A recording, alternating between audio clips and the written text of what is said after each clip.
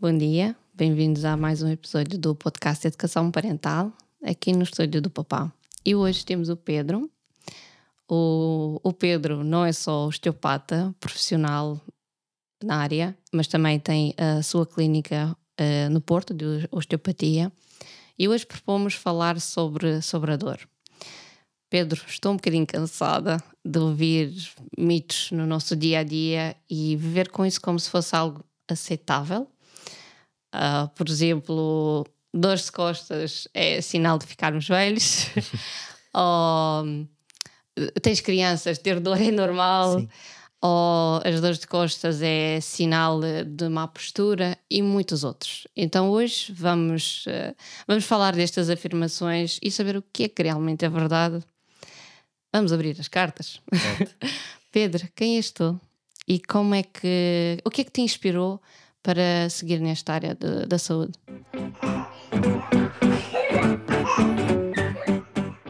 Ora bem, em primeiro lugar, muito obrigado pelo convite. É um prazer estar aqui. E, portanto, eu sou o Pedro, tenho 35 anos. Eu, desde que me lembro, sempre tive uma ligação muito forte com o desporto. Sempre pratiquei desportos que envolviam algum contacto.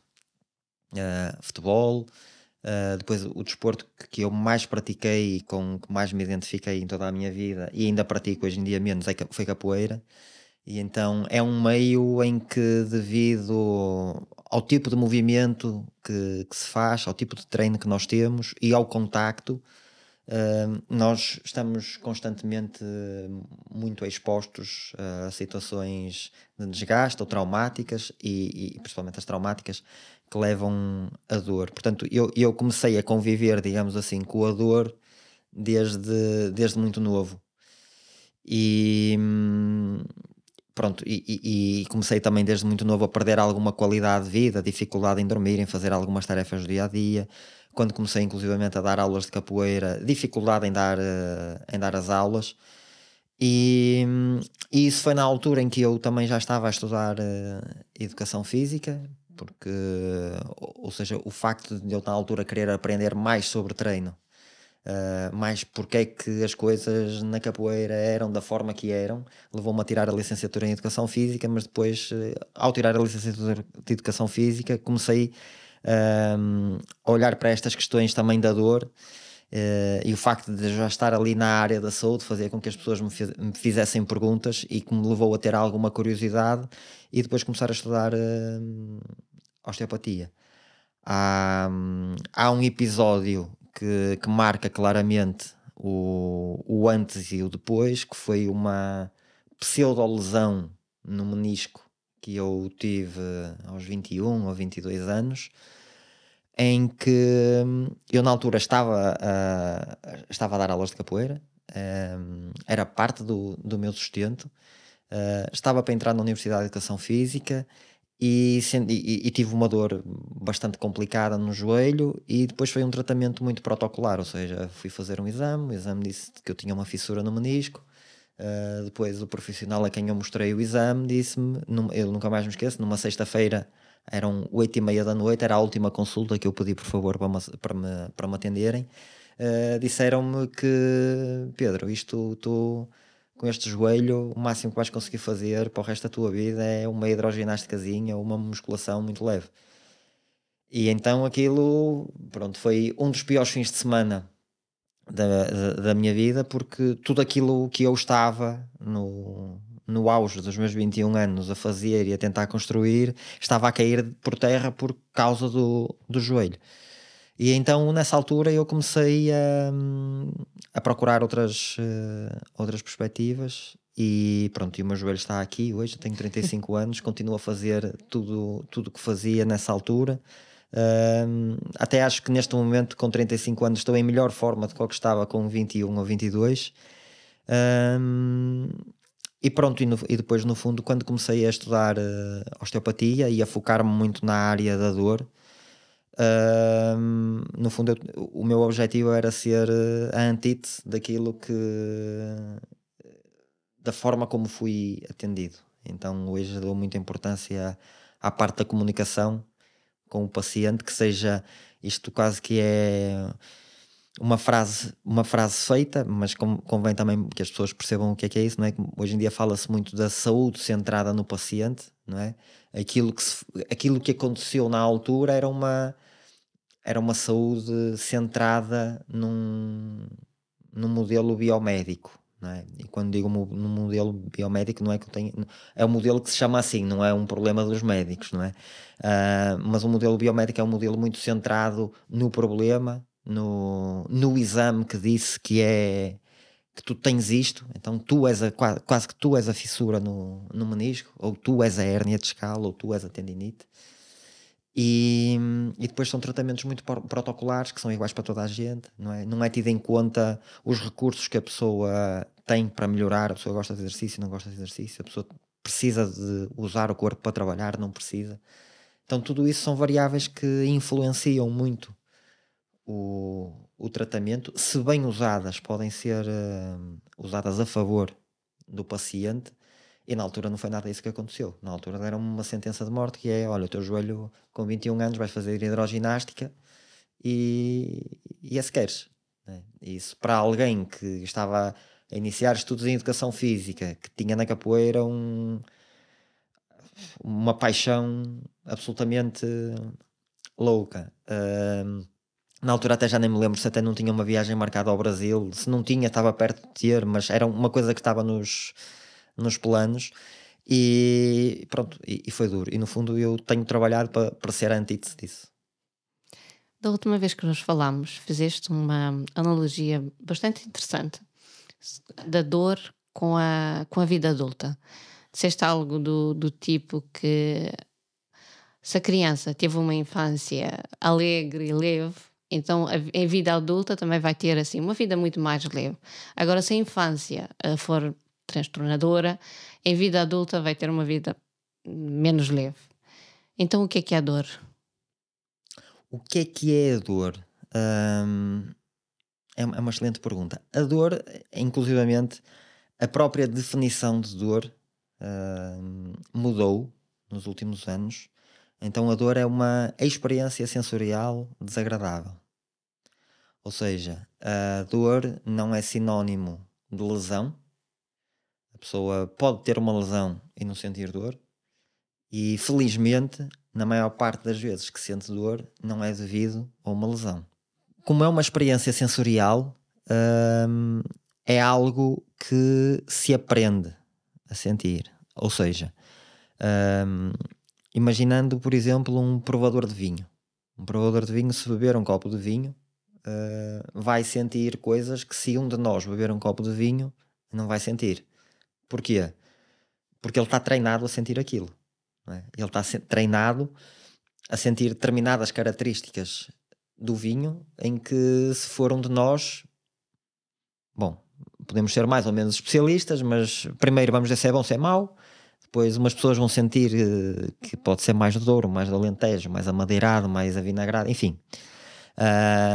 E a dor, no fundo, como experiência sensorial, é algo que as pessoas também, de certa forma, aprendem a sentir. Ou seja, alguém que sinta dor durante muito tempo, que é chamada dor crónica, é alguém que está mais suscetível a sentir dor perante o mesmo estímulo, né? E esses estímulos é importante que se diga, porque as pessoas associam sempre a dor a estímulos mecânicos, quase que eu não fiz nada e dói-me.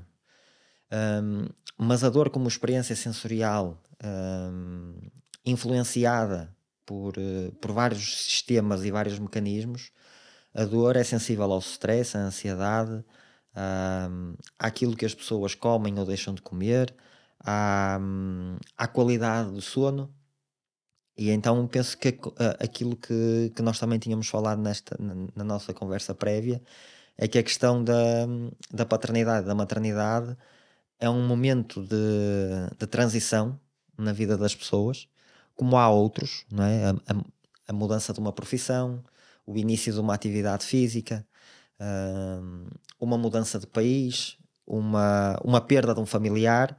Então, tudo isso são momentos de transição em que muitas vezes o corpo não está preparado para essa transição tão abrupta. Por exemplo, vou dar um exemplo. Uma pessoa que foi jardineiro toda a vida e de repente tem um grande cliente e tem que contratar mais jardineiros e passa do trabalho de jardineiro para o trabalho, tem que fazer um trabalho mais de escritório, tem que ser ele a fazer faturação, tem que fazer posts nas redes sociais, tem que atender telefonemas, enquanto antes o seu trabalho era um trabalho mais ativo. E essa pessoa de repente fica mais sentada e começa a ter dor. E a pessoa não percebe, então caramba, eu antes pegava em pesos, trabalhava quase de sol a sol e andava bem, e agora que estou parado, que trabalho aqui sossegadinho no meu escritório com ar-condicionado, tenho dores. Ou seja, houve um momento de transição, não é? E de certa forma aquela pessoa não estava adaptada a essa nova tarefa. E então é normal ou é aceitável, não é? Que a pessoa passe por alguns momentos de dor, e é nesses momentos que é muito importante depois tomar as medidas corretas para que essa dor não cronifique, porque se essa dor, que poderia ser uma dor transitória, cronifica, aquilo que vai acontecer é a tal história do provador de vinho, ou seja, a pessoa vai ficar muito treinada a sentir aquela dor e não vai perceber muito bem de onde é que aquilo vem e depois entra ali num ciclo vicioso de dor. Quando isso acontece em idade tenra, lá está, crianças que iniciam uma atividade física que não estão bem adaptadas, ou hoje em dia que passam demasiadamente tempo sentados em frente ao computador, aquele corpo vai crescer de uma forma com menos movimento, menos não é suscetível, está-me a faltar o termo, menos exposta a estímulos relacionados com o exercício físico, com trepar, correr, saltar, arrastar-se pelo chão, enfim, tudo isso são formas de movimento que são benéficas para a aprendizagem motora, no caso daquela criança, em que se é uma criança que é menos exposta, lá está, foi isso que nós estávamos a falar, a pessoa cresce e à partida não é por causa disso que vai ter um problema grave, porque o corpo tem uma grande capacidade de se adaptar, mas certamente terá algumas condicionantes, terá um leque de autoconhecimento motor muito inferior a uma criança que se mexa e que brinque e que joga a bola e que se suje. Acho que foi um pouco por aí também que nós falamos. Como impedir que uma dor aguda se transforme numa dor muito crónica, mas sem o Benuron ou a morfina? Certo. Antes de explicar como fazer, é importante nós percebermos qual é a diferença entre uma e outra, não é? E o principal critério que diferencia a dor aguda da dor crónica é o critério temporal, não é? E o propósito da dor. Ou seja, a dor é considerada aguda desde do seu início até mais ou menos 3 meses. Ou seja, isso é considerado uma dor aguda, que é uma dor que tem um propósito biológico para estar presente, está lá com um fator protetivo. Por exemplo, a pessoa vai andar na rua, torce o pé, há um inchaço, existe dor, e essa dor está lá como proteção para sinalizar que houve algum dano nos tecidos e que a pessoa convém não voltar a repetir o movimento, senão pode criar ainda mais dano. Ou então o tal jardineiro, agora ao contrário, que estava há muito tempo no escritório e voltou a fazer trabalhos mais no campo, já não estava habituado a trabalhar 4 horas seguidas, fê-lo, e teve uma dor lombar aguda. Essa dor é uma dor aguda que tem um propósito de o sinalizar que ele naquele momento, naquele contexto de vida, talvez não esteja preparado para fazer as 4 horas seguidas, e é melhor ele repensar se vai voltar a fazer as 4 horas, ou se tiver que as fazer, de que forma é que ele vai lidar com a sua condição física para estar apto para fazer. Será que ele deve começar a correr? Será que deve começar a fazer musculação?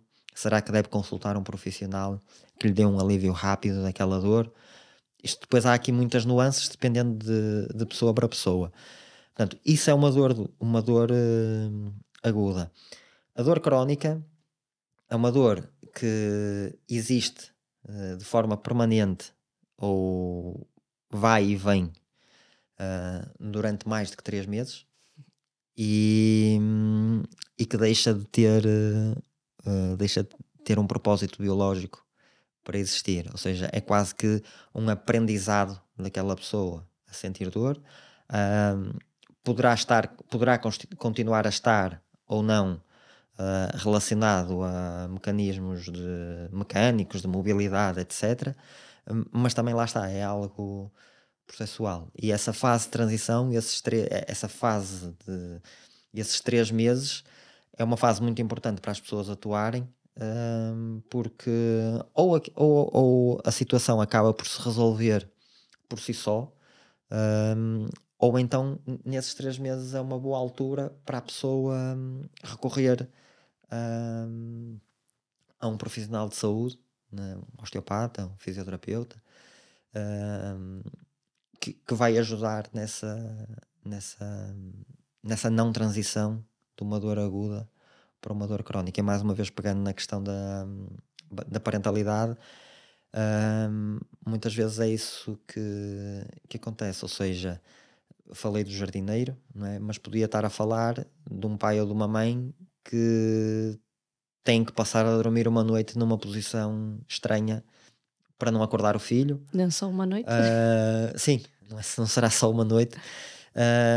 Ou alguém que já não está habituado a brincar no chão e tem que ir lá de cima, cá para baixo, e adotar posições que não está habituado. Então, tudo isso, já para não falar, não é, naquelas mães que estão com um saco de um lado, um saco do outro, um filho num braço, um filho no outro, o telemóvel toca, enfim.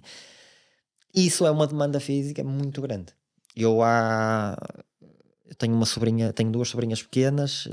A última vez que estão no Brasil, a última vez que estive com a mais velha, e ainda não conheço a mais nova, mas a última vez que estive com a mais velha, eu tive aí 20 minutos ao colo, com ela ao colo, e comecei a pensar, quer dizer, isto multiplicado 7 dias por semana, e que não são só 20 minutos, isto não vai correr muito bem. E então, ou seja, essas dores que aparecem não lhes vou chamar dores pós-parto, porque não é relacionado com o parto em si, é relacionado com a parentalidade, mas essas dores que começam a aparecer após o nascimento de um filho, é mais uma vez, na maior parte dos casos, a existência de uma nova demanda física para a qual as pessoas não estão preparadas. E então começa primeiro a haver uma fadiga, e depois começa a aparecer a dor. Então isto depois, tudo num ecossistema em que a pessoa não está a dormir, não está a recuperar, não está a cuidar de si, está mais estressada, mais ansiosa. Isto é um barril de pólvora para passarmos de uma dor que poderia ser transitória para uma dor crónica. E a realidade é que muitas vezes em consulta aquilo que se vê é apanhar pessoas que vêm à consulta por causa de uma dor lombar, ou uma dor no ombro, ou uma dor cervical, e nós perguntamos, olha, mas quando é que isso começou? E a pessoa, já nem sei, foi há muito tempo. Olha, mas muito tempo é o quê? Uma semana, um mês, um ano? Não, isto foi quando o meu filho nasceu. Eu identifico-me sim. aqui porque também tenho dores de costas desde que tenho as filhas, e foi mesmo há bastante tempo. E parece que é algo já entra no dia a dia, e às vezes nem penso. Pois quando isso torna-se. Já percebi que isso já passou a ser crónico, não é? Porque já tem anos. E às vezes é como se fosse algo aceitável, realmente. Hoje eu dou-me outra vez as costas, hoje peguei mais ou segurei mais a mais nova isto é normal, este braço me magoar. Realmente começa a fazer parte do nosso dia a dia. E não devia. E não devia. Sim. É assim, é complexo. É mesmo complexo e cada caso é um caso.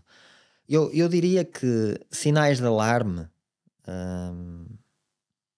são se a pessoa convive com essa dor e começa a deixar de conseguir fazer as tarefas do dia a dia, deixar de dormir, deixar de trabalhar, ou fazê-lo de forma muito condicionada, essa pessoa claramente precisa de ajuda profissional. A dor tem várias dimensões, uma é a intensidade, outra poderá ser, por exemplo, o grau de incómodo que a pessoa sente. E quando falo em grau de incómodo, falo, por exemplo, de pessoas que sentem dor. A intensidade poderá ser alta ou não, mas a pessoa perde capacidade de concentração no trabalho, porque tem que estar sempre ali a mexer-se e tal. Pedro, e o que é que acontece a longo prazo se deixarmos ver com isso como se fosse normal? É muito variável. É muito variável. Há pessoas que vivem e não se queixam e fazem a sua vida normal. Há pessoas, que normalmente são as que vão parar à nossa clínica, que estão com dor há 15 anos, nunca pensaram que há coisas que têm que mudar na sua vida para que se abra uma janela de eficácia para o tratamento. Eu estou-me a recordar de um informático que estamos agora a tratar, que já lhe tinham falado várias vezes a possibilidade de cirurgia ou uma hérnia cervical, porque lá está, sempre, sempre se pensou naquela questão como a pessoa, ou melhor, sempre se pensou naquela questão como a hérnia, ou seja, nunca se pensou que a pessoa que tem a hérnia é uma pessoa que, se for preciso, faz uma refeição por dia e dorme 3 horas. Então, as pessoas depois partem para tratamentos mais radicais, às vezes sem necessidade, e que se não houver essa educação em saúde, as pessoas correm o risco depois de voltarem a ter os mesmos problemas. Porque pegando, por exemplo, no exemplo das hérnias, que é algo, as hérnias de disco, que é algo que as pessoas têm muito medo. As pessoas mal sentem uma dor de costas, a primeira coisa que pensam é isto pode ser uma hérnia. E a hérnia é a história mais mal contada de todos os tempos, já lá iremos. As hérnias, a maior parte delas regride espontaneamente e respondem bem a um tratamento conservador à base de terapia manual, que é uma área da osteopatia, e à base de exercícios. A cirurgia, hoje em dia existem critérios definidos para que é importante que as pessoas saibam quais são, que é para poderem tomar uma decisão informada, e a cirurgia deve ser feita quando esses critérios estão reunidos ou quando a pessoa realmente não aguenta mais, porque a cirurgia traz um benefício eventualmente mais rápido no curto prazo, mas no longo prazo é idêntico ao tratamento conservador. E então as pessoas não têm que pensar logo que se têm uma dor nas costas têm logo que ser operadas. E é importante, mais uma vez, que todos os profissionais coloquem as cartas em cima da mesa para que as pessoas consigam tomar uma decisão informada. Que tratamentos é que existem para tratar uma dor? E não estou a falar de dor crónica, estou a falar de uma dor que ainda está no início da vida. Sim, temos que perceber que tipo de dor é. Ou seja, uma dor pode ser uma picada de um mosquito. Se for dores de costas. Ahm, Enquanto estamos eu- aqui no tapete a brincar com as eu crianças. trouxe aqui Ok? um infográfico. Não sei por onde é que está a filmar. Sim, pode ser para este lado. Então, trouxe aqui este infográfico e eu gosto de falar com base naquilo que a evidência científica nos dá de melhor. E este é um infográfico que está disponível na página do British Medical Journal. Se escreverem no Google British Medical Journal Low Back Pain, e clicarem em imagens.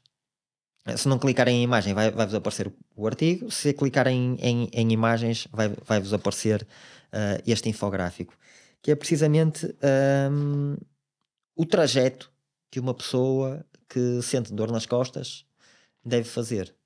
E se eu reproduzir aquilo que está aqui, vai contra aquilo que os tratamentos que são propostos à maior parte das pessoas. E aquilo que está aqui basicamente é: a pessoa tem uma dor de costas.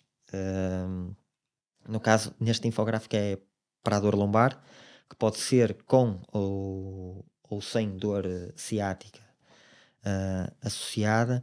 E a primeira coisa que se tem que fazer, e isso é possível fazer-se através de perguntas, ou seja, não é preciso a pessoa ir a correr fazer um exame, é perceber se aquela dor pode ser devido a um cancro, a uma infecção, a uma doença inflamatória. E nós, pelo historial, conseguimos perceber, quer dizer, a pessoa está a dar banho ao filho, levanta-se e depois começa a se sentir um bocado desconfortável, não tem febre, por exemplo, o risco de ser uma doença inflamatória a manifestar-se é baixo. Se é uma dor que claramente aumenta com alguns movimentos e diminui ou não com outros, parece-me há uma grande probabilidade de estarmos perante uma dor musculoesquelética. Então, a partir daí, se não estivermos, se houver suspeitas de que possa ter uma patologia grave por trás, o trabalho do osteopata ou do fisioterapeuta termina naquele momento e a pessoa deve encaminhar para um médico, para que a pessoa, porque o médico efetivamente é quem trata as patologias, não é? Então perceber se existe uma patologia por trás daquela dor lombar ou daquela dor cervical. E isso já me aconteceu, de receber pacientes em que só pelo aspecto da pessoa e pela forma como a pessoa relatava os seus sintomas, eu percebia que aquilo não era para mim e encaminhava para quem de direito. E cheguei, infelizmente, a ter um paciente que há um ano que faleceu, passado umas semanas, porque estava com um cancro. Portanto, nesse caso, o osteopata não anda ali a tratar. O papel do osteopata nesse caso é referenciar logo, de imediato. Mas felizmente 99,9% dos casos são por questões musculoesqueléticas, ocupacionais, relacionadas com momentos de transição. E então há algo muito, muito interessante para esse tipo de pacientes que está aqui na guideline: é: não façam exames. Então o que é que podemos fazer, Pedro, para prevenir estas duas coisas? Antes do que podemos fazer, deixa-me só falar desta questão dos exames, porque isto é algo que é cultural. É cultural. A primeira coisa que a pessoa pensa é: eu tenho que saber o que é que se passa aqui. E porque eu sinto uma dor que de 0 a 10 é um 11, eu estou que não me mexo, sou muito novo para isto e eu tenho que fazer um exame para saber o que é que se passa. Pois bem, a guideline diz: não façam exames. E porquê?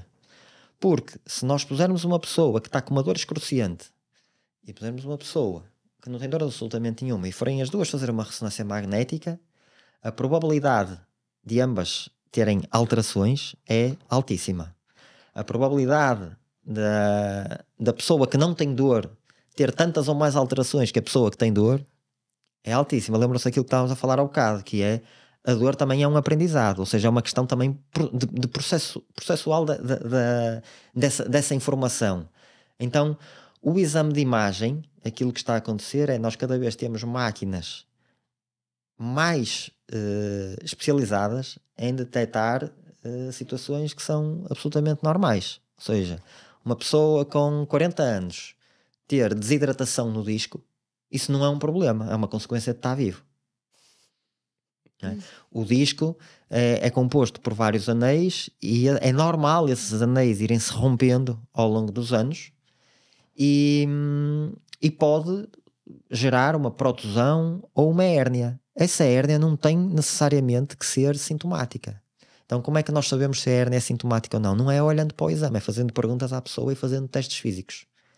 Isso é que determina o real diagnóstico. Se no final disso tudo a pessoa não estiver a melhorar e a pessoa que está a tratar estiver com dúvidas, aí sim pode ser pedido um exame. Mas normalmente aquilo que acontece é o contrário, que é a pessoa tem dor e vai correr fazer o exame. Vai fazer o exame, vai encontrar uma série de alterações, abaulamentos, nomes que as pessoas olham para aquilo e ficam assustadas, abaulamentos, desgastes, desidratações, protusões, hérnias. E a pessoa que já estava com dor fica com mais medo de se movimentar, e se fica com mais medo de movimentar-se e evitar o movimento, vai sentir mais dor, e gera-se aqui um ciclo vicioso que em alguns casos é difícil de ser quebrado. Portanto, isto é muito claro. Não façam exames de imagem, até porque amanhã há outros estudos que já mostram que as pessoas que fazem exames de imagem têm maior probabilidade de cronificarem. Porque lá está, porque vão se deparar com um relatório assustador. Outro dia estava a ver o relatório do exame de um paciente meu que tinha uma dor lombar que não tinha relação absolutamente com hérnia de disco, e no exame de imagem aparecia doença discal degenerativa. Ou seja, doença discal. O homem que não percebe, lê aquilo e acha que tem uma doença. Não é? Isto para alguém que está a passar por uma crise, que está com dificuldade em trabalhar, que está com dificuldade em dormir devido à dor, não ter esta informação devidamente interpretada é aquilo que nós chamamos de ser altamente nocebo. Ou seja, existe o placebo, que é toda a gente sabe o que é, e o nocebo, que é eu confrontar a pessoa com uma informação negativa e isso ter um efeito também ele negativo sobre os sintomas do paciente. Portanto, exames de imagem não é aconselhado, e duvidem, posso dizê-lo, de alguém que passe um exame de imagem, a não ser que seja para descartar uma doença grave ou uma fratura. Uma pessoa de 60 anos, 70 anos, 80 anos caiu pelas escadas abaixo, deve fazer um exame de imagem, não é? Agora, uma pessoa que espirrou e sentiu uma dor nas costas, por muito incapacitante que seja, a primeira conduta não é fazer um exame de imagem. A pessoa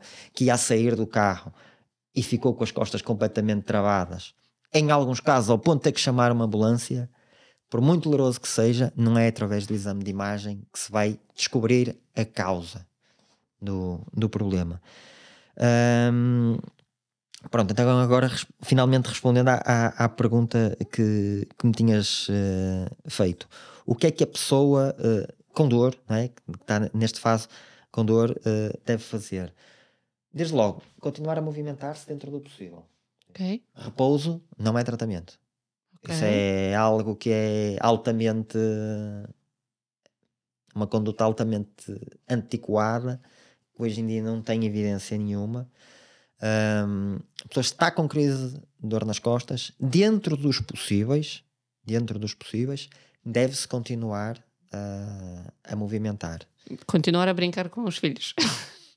Se isso for tolerável, sim. Ok. Ou seja, a pessoa tem uma crise de dor nas costas, está com uma dor em determinadas posições que de 0 a 10 é um 7. Se brincar com os filhos lhe provoca uma dor de 1 ou 2, à partida não vai ter problema. Depois eu não gosto de estar a generalizar, porque depois cada caso é um caso. Certo. Mas a pessoa que está com dor de 7 ou 8 deve ser tratada. Sim. Agora, a questão é, no tratamento ou na prescrição de condutas pós-tratamento, a pessoa não deve ser incentivada a ficar quieta. Deve ser incentivada a mexer-se o mais possível, desde que isso seja tolerado. Lá está, porque na maior parte dos casos nós não estamos a falar de pessoas que têm uma lesão. Ou seja, estamos a falar de uma pessoa que fez um esforço para o qual não estava preparado e sente dor devido a isso. Eu não estou a falar de alguém que foi operado ontem e amanhã vai estar a brincar com os filhos no chão. Mais uma vez, cada caso é um caso, e neste caso em concreto nós estamos a falar de situações muito ocupacionais. Ok. Portanto, primeiro que tudo, a pessoa deve ser incentivada a manter as suas atividades do dia a dia o mais intactas possível e dentro do seu limiar de conforto. Ok. Só aqui já quebramos o mito. Sim, o repouso desculpa, o repouso é algo que não funciona para quase nada. Quem diz repouso, fala de uma dor lombar, fala tendinites, por exemplo. É muito comum as pessoas tentarem tratar tendinites com repouso. Isso não existe. É precisamente o contrário. É com exercício que as pessoas lá vão. E então é basicamente isso. O exercício físico, que em pessoas com dor, num primeiro momento deve ser supervisionado, com o intuito de depois tornar a pessoa autónoma, ou seja, não é de fidelizar o paciente, para o paciente que tem dor ficar connosco para o resto da vida, não, ou seja, deve ser com o intuito de tornar a pessoa autónoma, sendo que num primeiro momento deve haver alguma supervisão básica para a pessoa dominar algumas nuances dessa recuperação e depois conseguir, lá está, fazê-lo de forma autónoma. No longo prazo, exercício físico. No curto prazo, mais uma vez, seguindo aqui a nossa evidência científica, não sou eu que estou a inventar nada. A parte da terapia manual, que no fundo é algo que é feito normalmente pelos osteopatas, que são muito treinados, é a base do nosso trabalho, e diria que eventualmente a maior parte dos fisioterapeutas. Ou seja, nesses momentos em que a pessoa sente dor e sente limitação, a terapia manual é uma excelente janela para a pessoa ter um alívio mais rápido da dor. Ou seja, exercício físico no longo prazo, terapia manual para efeitos mais de curto, médio prazo. Em alguns casos as pessoas recorrem à terapia manual e ficam bem durante anos, e normalmente essas são as pessoas que depois são mais resistentes a começar o exercício físico, porque o ser humano gosta de resultados rápidos, e como teve ali um resultado rápido com a parte da terapia manual, da osteopatia, é isso que recorre porque sabe que vai resolver. Mas nós profissionais temos que ser honestos com a pessoa e explicar-lhe que efetivamente o exercício físico é fundamental, não só para a dor, mas para tudo, para que as coisas funcionem e para que a dor desapareça no longo prazo. Outra coisa que hoje em dia também é a primeira linha de tratamento para pessoas com dor é a chamada literacia em dor ou educação em dor. Ou seja, é varrer da cabeça das pessoas mitos que lhes estão a gerar o tal nocebo que falávamos há pouco. Ou seja, as pessoas que têm crenças como eu tenho má postura e por isso tenho dor, eu já nasci meio torto e por isso tenho dor, o exame de imagem disse que eu já tenho 3 hérnias, então a minha dor é por causa disso, porque eu tenho muitos problemas na coluna. Ou seja, tudo isto são crenças altamente disfuncionais, que a pessoa acredita piamente que isso são problemas, e no caso dos exames de imagem, eu bato muito nisto, a pessoa acredita piamente que vai viver com aquele problema para o resto da sua vida. E, e então, em pessoas que estejam com esse tipo de informação muito presente, a educação em dor é fundamental e faz parte do tratamento. Ao ponto de, hoje em dia, já existirem, eu não o faço, ou melhor, vou dizer, ainda não o faço, porque eu, como osteopata, tenho algo muito, está muito na minha base de tratamento, que é o toque. Mas já é possível, e eu já fiz com algumas pessoas, inclusive no Brasil, é possível fazer tratamento, e há pessoas que já só fazem tratamento com base na educação em dor.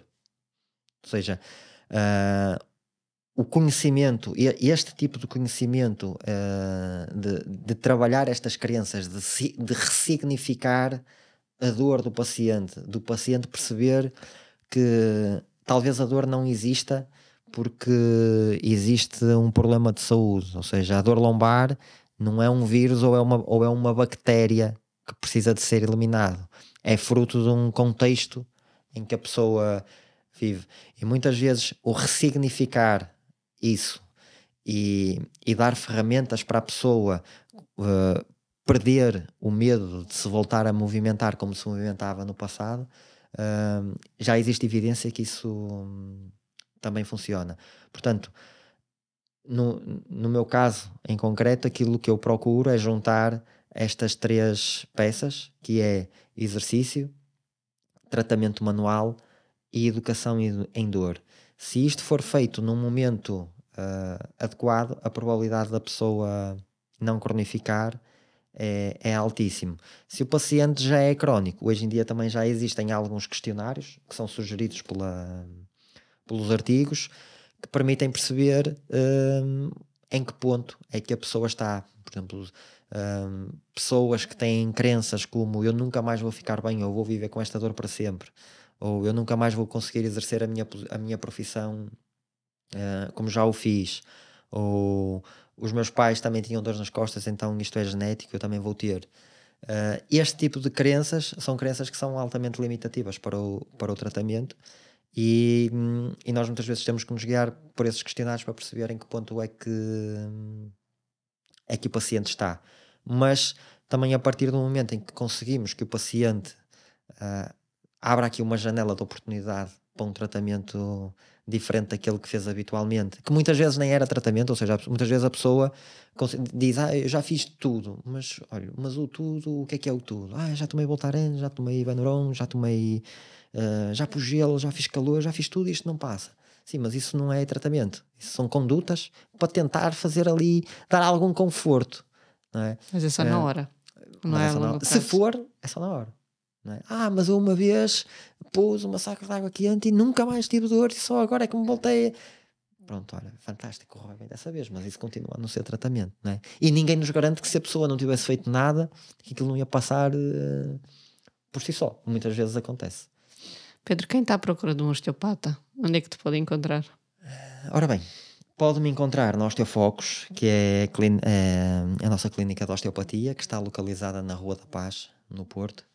Fica perto da Rotunda da Boa Vista, entre a Praça da Galiza e a Rotunda da Boa Vista. Dispomos de estacionamento gratuito, que naquela zona é muito importante. Naquela zona é mesmo muito importante. Eu próprio não teria escolhido aquele local se não houvesse parte de estacionamento gratuito para pacientes. Portanto, estamos na Rua da Paz e estamos online também. Temos o nosso site que está nesta fase a ser reformulado, vamos aparecer lá algumas caras novas, alguns serviços novos também. Facebook e Instagram, com a promessa de ano novo, de há uns anos atrás, de colocar mais conteúdo, mas esse conteúdo está a ser preparado e agora sim as pessoas... vou apostar bastante nesta questão da literacia em saúde, porque noto que é algo que é mesmo muito necessário, ou seja, não é só algo que alguém num laboratório estudou, é algo que realmente em clínica é muito duro para nós recebermos pessoas tão descrentes. Então tentar que a página da Osteofocos, chama-se mesmo assim, a Osteofocos, tenha esse tipo de conteúdo para que as pessoas que passem por lá tenham informação mais fidedigna e real com aquilo que na prática acontece. Algo que se vê muito na internet é a pessoa escreve dor lombar, abre o primeiro link que aparece e pode ser cancro. Pode, mas a probabilidade de o ser é muito baixa, não é? Há muitas outras coisas que acometem a esmagadora maioria das pessoas, em que é preciso criar condições para que essa informação chegue às pessoas, assim como também é preciso criar condições para que as pessoas saibam quais são os sinais de alerta para quando devem, por exemplo, procurar uma consulta médica. Um osteopata. Sim, no caso, eu agora estava aqui a fazer um paralelismo, ou seja, quando as pessoas conseguem detectar sinais que são os tais sinais de alarme, ou seja, existe febre, existe incapacidade de segurar, de suster a urina ou as fezes, isso são sinais de alarmes em que a pessoa não deve procurar o osteopata, deve procurar um médico. Não é? E isso muitas vezes vem acompanhado de dor lombar. Agora, é importante que as pessoas percebam o que é uma coisa, o que é outra, não é? E quando é que devem procurar um e quando é que devem procurar outro. Então é esse tipo de informação que nós queremos ter na página, e convido as pessoas a seguirem a página da Osteofocos. Já há alguma informação neste momento, mas brevemente vai ter bastante mais também. Vai ser uma mais-valia. Sim, espero que sim, o objetivo é esse. Pedro, e uma última reflexão. Qual é a lição que gostavas que os nossos ouvintes levassem para casa deste episódio, sobre a gestão da dor e também a parte do bem-estar, principalmente na parentalidade, que estamos aqui no podcast Educação Parental? Ora bem, aquilo que eu gostaria que a mensagem final que eu gostaria que as pessoas retessem desta nossa conversa é que sentir dor não é necessariamente uma sentença de que vão ter que viver com aquela experiência desagradável para o resto da sua vida. A dor num primeiro momento tem um fator de proteção que tem tudo para passar. Eu não devia dizer assim porque estou a generalizar, mas que há uma grande probabilidade de passar de forma do corpo resolver aquele problema de forma espontânea ou recorrendo, no caso de uma dor lombar, a um profissional de saúde como um osteopata ou um fisioterapeuta. Se essa dor não...